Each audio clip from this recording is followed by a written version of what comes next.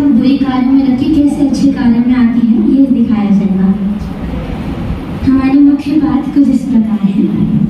चलो भव्य अब इनसे मिलो जी, ये है हमारी मुख्य बात जी।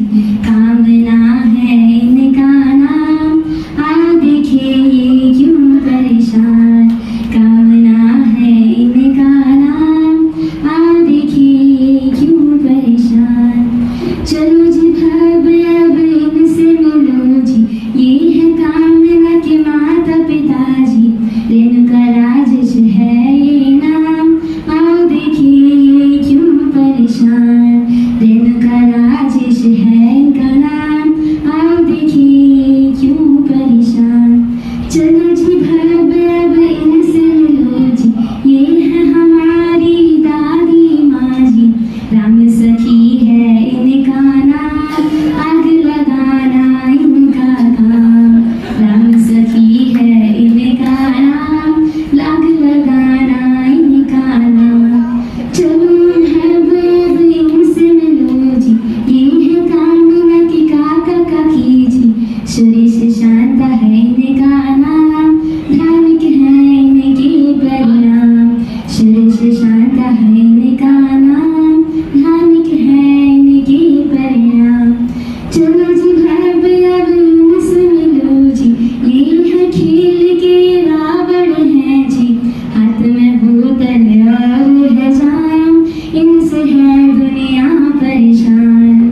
हाथ में बोतल और है जाम, इनसे है दुनिया परेशान। चलिए अब हम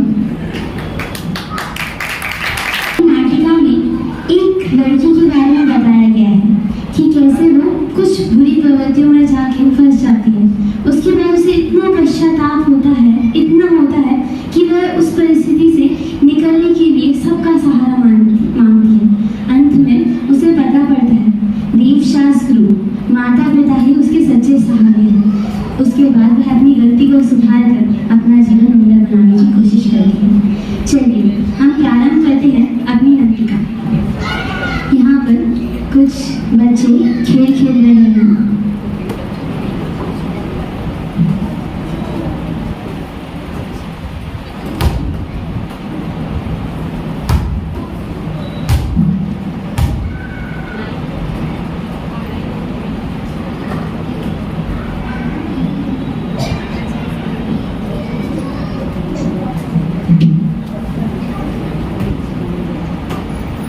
अरे तुम लोग क्या खेल रही हो? मुझे क्यों नहीं बुलाया? नहीं नहीं, हम तुम्हारे साथ नहीं खेल सकते, तुम बहुत गंदे हो। क्यों क्यों नहीं खेल सकते? कृष्णा तो इतना अच्छा है ना, किसी से लड़ता भी नहीं है, झगड़ता भी नहीं है, तो हम क्यों नहीं खेल सकते कृष्णा के साथ? अरे तुम्हें पता है, इसकी मेरी मम्मी बता रही थी इसकी बहन ने न जाने किसके साथ चोरी चोरी छुप छुप कर शादी कर ली है। मेरी दादी कहती हैं ऐसा काम गंदे लोग ही करते हैं। राहुल ऐसा मत बोलो, कृष्णा को बुरा लग जाएगा ना। वैसे भी उसमें उसका क्या कसूर? नहीं यार अभी मुझे तुम्हारे साथ नहीं खेलना, मैं इधर चला जाता हूँ। अरे कृष्णा रुको, कृष्णा ऐसे मत जाओ कृष्णा। कृष्णा दोस्तों के रुकने पर भी नहीं रुका और रोते हुए अपने घर चला जाता है।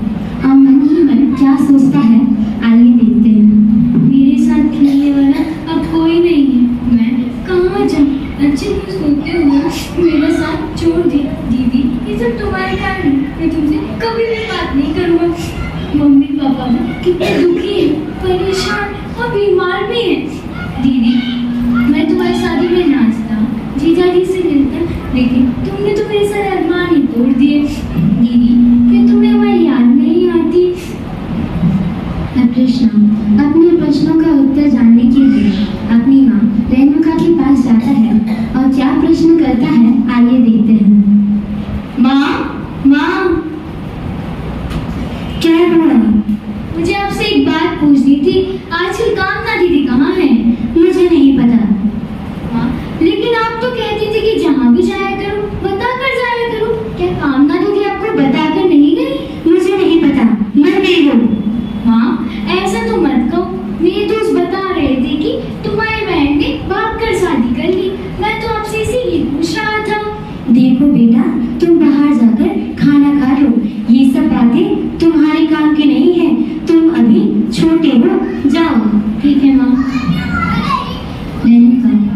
कृष्णा को समझाकर भेजती है और सोचती है अब वो करे तो क्या।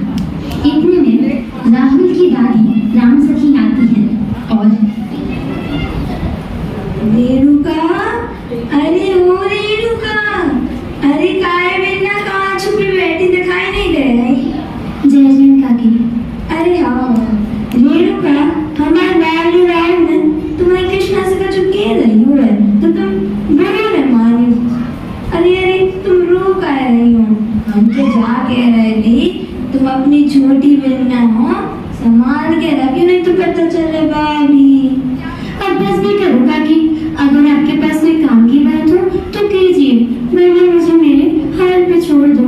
हाँ हम तो जा कह रहे थे कि तुम्हारे मोना मोनी तुम्हें सुने तो हमारे लगा बीती हूँ, हम समझा दे तुम्हें अच्छा लगा तो देखो, नहीं तुम चले। अरे नहीं काकी, बैठिए बैठिए। आप तो जानती हैं काकी, शादी किस तरह का रिश्ता होता है। अब आजकल के बच्चे ना ही इस बारे में कुछ सोचते हैं और ना ही कुछ समझते हैं। अरे लाडू तुम का जाना बड़न कौन हुआ, अगर जाना तो दी तो जितने नहीं आते कहते हैं जो ना माने बड़न किसी ले खबरिया माने भी को। अब बस भी करो काकी।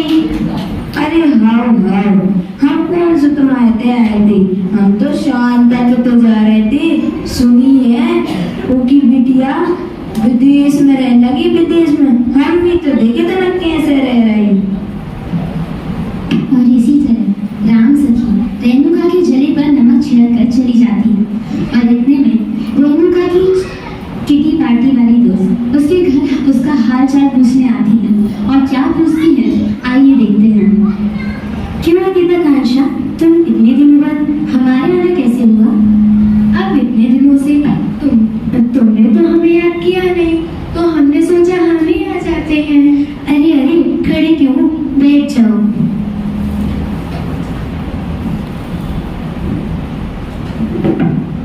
वैसे रेणुका तुम इस बार किटी में क्यों नहीं आई?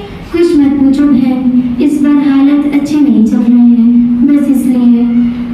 क्यों, तुम ऐसा क्यों कह रही हो? अब तुमसे क्या छुपाना, पिछले 1 महीने से मैं घर से बाहर भी नहीं निकली हूँ। अगर बाहर जाती हूँ तो आसपास के लोग अनेक प्रश्न पूछते हैं, पर उनका सवाल मेरे पास नहीं होता। ऐसा क्या गुनाह कर दिया तुमने? मेरी बेटी कामना ने शादी कर ली और तो किसी को बताया भी नहीं। ये तो बहुत ही बुरा हुआ, ये क्या किया कामना ने? सच में बहन, आजकल के बच्चे ऐसा काम करने से पहले एक बार भी अपने माता पिता के बारे में नहीं सोचते कि उन पर क्या गुजरेगी। तुम्हें पता है रेणुका, अंशु की बेटी भी ऐसे ही भाग गई थी, वह तो पागल सी हो गई थी। उसके पिता तो तब से ही कोमा में है, ऐसा सदमा लगा है कि कुछ बोलते ही नहीं है। वही तो, पर अभी समस्या मेरी छोटी बेटी कामनी की है। उसके लिए किसके घर में रिश्ता लेकर जाऊंगी? अगर कहीं बात बन भी जाती है तो आसपास के लोग फिर बनी हुई बात को भी बिगाड़ देते हैं। कृष्णा के दोस्त उसके साथ खेलना भी नहीं चाहते हैं। आज ही कामनी कह रही थी, माँ मैं कुछ दिनों तक कॉलेज नहीं जाऊंगी। यदि कॉलेज जाती हूँ तो मेरे दोस्त दीदी के बारे में गलत गलत बोलते हैं। अब ना ही मुझसे कुछ कहते बनता है और ना ही सुनते। सही कहा तुमने, जो माता पिता अपने बच्चों के लिए अपना सब कुछ समर्पित कर देते हैं, उनके बच्चे ऐसा करते शोभा नहीं देते। पर तुम चिंता मत करो, जो भाग्य में लिखा है वही होना है। अदिति और रेणुका, तुम जो कह रही हो कि तुम और अंकल जी कहीं बाहर नहीं जाते हैं, ऐसा कब तक चलेगा? तुम्हारी कामना की गलती की सजा तुम्हारे 2 बच्चों को और क्यों मिली? आजकल के जमाने को देखकर मैं तो यही सोचती हूँ कि अच्छा है मेरी बेटी नहीं है, बेटा है, जैसा होगा निकल जाएगा। ऐसा नहीं है अदिति कि बेटा है तो उसकी कोई चिंता नहीं है। संस्कार तो सभी को देने पड़ते हैं, चाहे वो लड़का हो या फिर लड़की। मैं इस काम में अपने बेटे पूरा ध्यान रखना, समय की थोड़ी पाबंदी, थोड़ा योग, बस इतना ही तो करना रहता है। और वैसे भी उसके दादा दादी और पापा की दिनचर्या कुछ इसी प्रकार है, तो आसानी से फॉलो कर लेता है। अरे समय बहुत हो गया है रेणुका, हम चलते हैं। फिर से जरूर आना। रेणुका अपने मित्रों को विदा कर रही थी। इतने में उसके पति राजेश के दोस्त सुरेश आते हैं। उनका हाल चाल पूछते कि आखिर वे दोनों कैसे हैं। आइए देखते हैं आगे का दृश्य। 3 बार। अरे भाई साहब, आप इतने दिनों बाद हमारे आना कैसे हुआ? जैस्मिन भाभी, मैं तो बहुत दिनों से आने की सोच रहा था, लेकिन आज ही आ पाया हूँ। वैसे राजेश कहाँ है? अंदर ही है, मैं भी बुला कर लाती हूँ, तब तक आप बैठिए।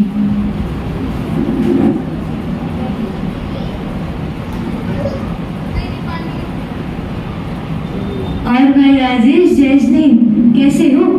इतने दिनों से दिखाई ही नहीं दे रहे। सारा काम धंधा बंद कर दिया है क्या?